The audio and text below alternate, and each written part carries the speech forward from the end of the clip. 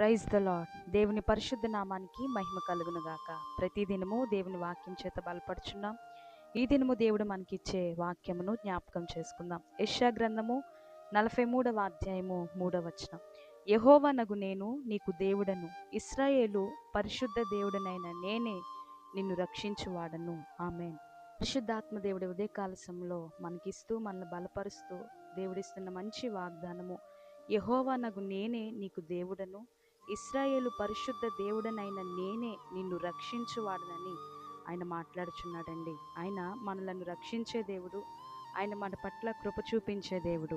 ఎందుకంటే మనం బైబిల్ గ్రంథంలోనే చూసినట్లయితే సంఖ్యాకాండము 12వ అధ్యాయం నుండి మరి 13, 14 అధ్యాయంలో మనం చూస్తే అలనాడు తండ్రి అయినటువంటి దేవుడు యెహోవా దేవుడు అక్కడ ఉన్నటువంటి నాయకత్వంలో ఉన్న మోషేకు ఇలాగని చెప్తారు, అయ్యా పాలు తేనెలు ప్రవహించు దేశానికి మీరు వెళ్ళడానికి, కానాను దేశము అసలు అక్కడ పరిస్థితి ఎలా ఉన్నదో ప్రతి గోత్రంలో ఉన్నటువంటి వారిని ఒక్కొక్కరు చొప్పున నీవు పంపించాలి అని చెప్పినప్పుడు మోషే దేవుడు చెప్పినట్లుగానే ఆ గోత్రంలో ఉన్నటువంటి ప్రతి ఒక్కరిని కూడా పంపించిన తర్వాత కానాను దేశాన్ని చూడడానికి వెళ్ళినప్పుడు అక్కడ చాలా అంజూరపు పండ్లు కానీ అక్కడ ఉన్నటువంటి అంతా కూడా సస్యశ్యామలంగా ఉండడం, అక్కడ ఉన్నటువంటి ఆ ప్రాంతాన్ని చూసి చాలా సంతోషపడుతున్నట్లుగా అక్కడ బలము కలిగినటువంటి ప్రాంతం అని చెప్పి తిరిగి వచ్చి మోషేతో చెప్తూ, అక్కడ ఉన్నటువంటి ఆ కొంతమంది ప్రజలు అంటారు మోషేతో,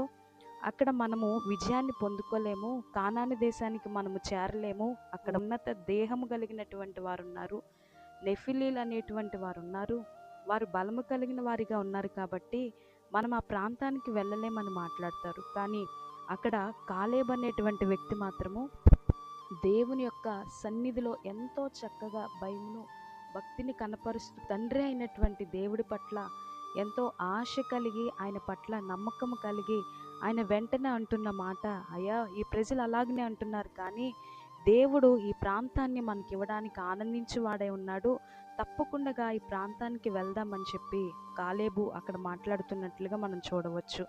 అంటే మన జీవితాల్లో కూడా కొన్ని సందర్భాల్లో మనకు ఎదురవుతున్న సమస్యని బట్టి వాటి వైపే మనం చూస్తాం కానీ ఆ సమస్యల నుండి విడిపించగల దేవుని వైపు మనం చూడలేము. ఆయన బాహుబలం ఎంత గొప్పదో, ఆయన ఎంత శక్తిమంతుడో మనకున్న సమస్యలలో మనము మర్చిపోతూ ఆ సమస్యనే పెద్దగా చూస్తూ ఉంటాం. ఇక్కడ ఈ కానాను దేశాన్ని చూసి రమ్మని చెప్పి మరి ఇక్కడ కానాను దేశాన్ని చూసి రమ్మని చెప్పినటువంటి ఆ మోషే పంపించిన ఆ ప్రజలలో ఆ 10 మంది కూడా ఉన్నత దేహము కలిగినటువంటి వారు, వారి ద్వారా మనం ఇక జయము పొందుకోలేము, మనం అసలు ఆ ప్రాంతానికి వెళ్ళలేమని నెగిటివ్గా మాట్లాడుతున్నారు. కానీ ఈ కాలేబు మరి నూను కుమారుడైన యెహోషువ ఇద్దరు మాత్రమే ఆ పాలు తేనెలు ప్రవహించు ఆ దేశానికి వెళ్ళినట్లుగా మనం బైబిల్ గ్రంథంలో చూస్తున్నాం. ఈ ఉదయకాల సమయంలో నీవు కూడా నీకున్నటువంటి సమస్యను బట్టి, నీకున్న స్థితిగతులను బట్టి నిన్ను రక్షించు వారు ఎవరని నీవు అనుకుంటున్నావేమో కానీ దేవుడు ఈ ఉదయకాల సమయంలో నీకు ఇస్తున్న మాట, యెహోవానగు నేనే నీ దేవుడనై ఉన్నాను, నేనే నిన్ను రక్షించువాడినని ఆయన మాట్లాడుచున్నాడు. కాబట్టి నీవు ఏ సమస్య చేత బాధపడుతున్నా, ఏ యొక్క పరిస్థితుల గుండా వెళ్తున్నా దేవుని వైపు చూడగలిగినట్లయితే మరి కాలేబుని గురించి దేవుడిస్తున్నటువంటి మాట ఏమిటో చూద్దాము. సంఖ్యాకాండము 14వ అధ్యాయము 24వ వచనం. నా సేవకుడైన కాలేబు మంచి మనసు కలిగి పూర్ణ మనసుతో నన్ను అనుసరించిన హేతువు చేత అతడు పోయిన దేశంలో అతన్ని ప్రవేశపెట్టేదనని దేవుడు మాట్లాడుతున్నాడు. ఈ ఉదయకాల సమయంలో దేవుడు మనల్ని బలపరుస్తూ ఆయన అంటున్న మాట, ఈ కాలేబు మంచి మనసు కలిగి పూర్ణ మనసుతో నన్ను అనుసరించి అంత ఉన్నత దేహులుగా వారు ఫీల్ అవుతున్నప్పటికీ మిగతా వారు ఈ కాలేబు అనే వ్యక్తి మాత్రము దేవుడు మమ్మల్ని చేర్చగలడు, దేవుడు మా పట్ల కార్యము చేయగలడన్న నమ్మకాన్ని, ఆయన దేవుడు ఆయన రక్షించేవాడని ఎంత నమ్మకత్వాన్ని కలిగి ఉన్నాడో, మరి ఆ కాలేబు కలిగి ఉన్న ఆ నమ్మకత్వాన్ని బట్టి, కాలేబు కలిగి ఉన్న దేవుడి పట్ల యథార్థమైన భక్తిని, తనకున్నటువంటి ఆ యొక్క పరిస్థితిని బట్టి దేవుడు అంటున్నాడు, ఈ కాలేబు మంచి మనసుతో పూర్ణ మనసుతో నన్ను అనుసరించిన హేతువు చేతనే నేను ఆ యొక్క వ్యక్తి చూడడానికి వెళ్ళినటువంటి ఆ ప్రాంతాన్ని తిరిగి నేను ఆ వ్యక్తిని మరలా రప్పిస్తానని దేవుడు మాట్లాడుతున్నాడు. అక్కడ ఆ పరిస్థితిని చూసినప్పుడు మిగతా వారు భయపడ్డారు కానీ ఈ వ్యక్తి మాత్రం ధైర్యం కలిగి ఉన్నాడు.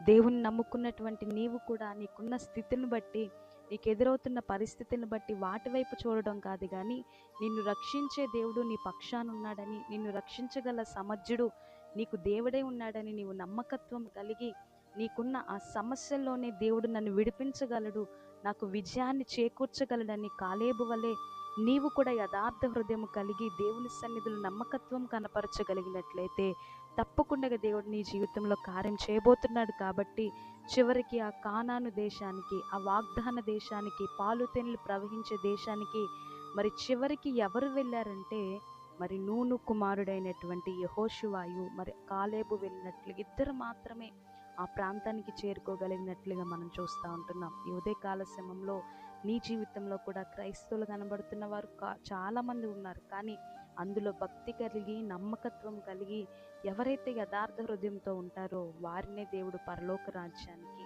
చేర్చడానికి ఇష్టపడుతున్నాడు. కాబట్టి ఆయన ఇచ్చేటువంటి ఆ యొక్క పరలోక రాజ్యాన్ని స్వతంత్రించుకున్నట్లుగా అట్టి భక్తి జీవితాన్ని మనం కలిగి ఉండాలంటే మన స్థితిలోనే, మన పరిస్థితిలోనే మనము వాటన్నిటినీ కూడా అధిగమించి దేవుని వైపు చూడగలిగినట్లయితే తప్పకుండా దేవుడు మన జీవితాల్లో గొప్ప కార్యాలు చేస్తాడు. కాబట్టి ఆయన కృపను పొందుకుందాం. ఈ చిన్న మాటలు దేవుడు మన వినికిల్లో దీవించి ఆశీర్వదించునుగాక. ఆమేన్. కన్నులు మూసుకోనండి, ప్రార్థన చేద్దాం.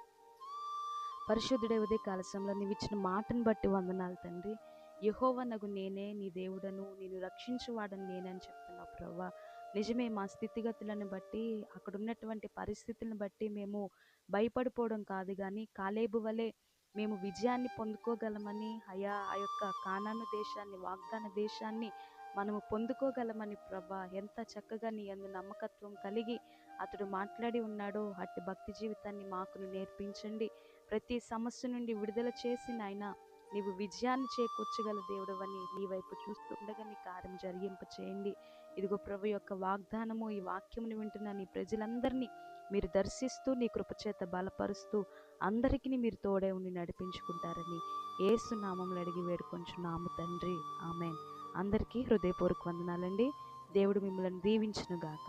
ఆమేన్. God bless you all.